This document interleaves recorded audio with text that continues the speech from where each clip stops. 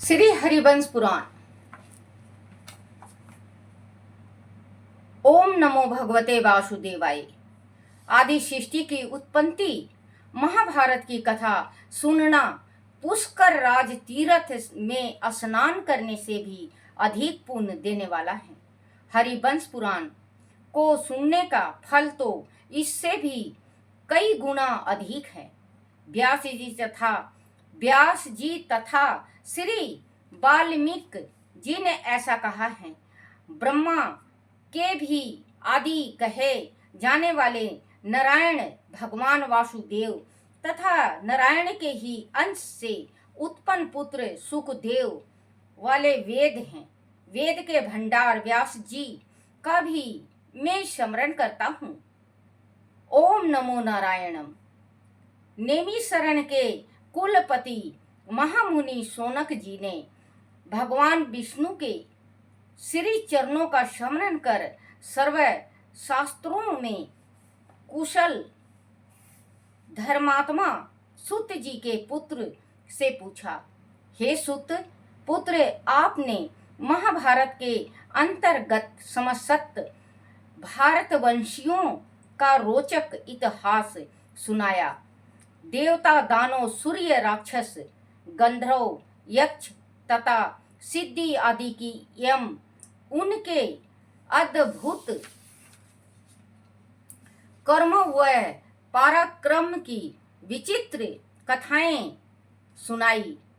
कुरुवंशियों का भी वर्णन किया है। वह सभी अमृत के समान सुखकारी था।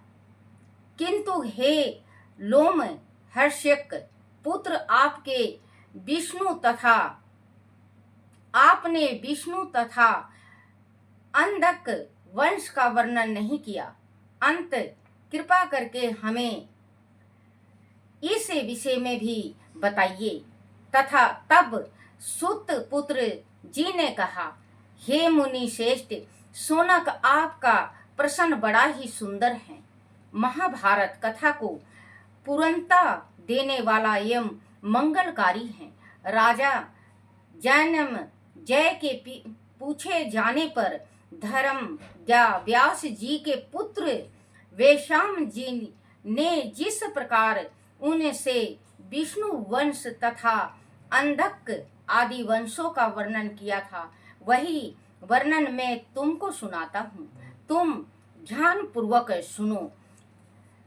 बच्चों, ये जो हरिवंश है, हरिवंश सुनने से बहुत ज़्यादा हमारे घर में सुख शांति आती है। जिसको संतान नहीं है वो भी इसको सुने तो संतान होगा। इसमें जिसका कारोबार नहीं चलता वो कारोबार भी चलेगा। बच्चों, जो ये हरिवंश है, ये हरिवंश है, उसका जो हम ये पढ़ते हैं, मैं पढ़ के सुनाऊंगी आपको।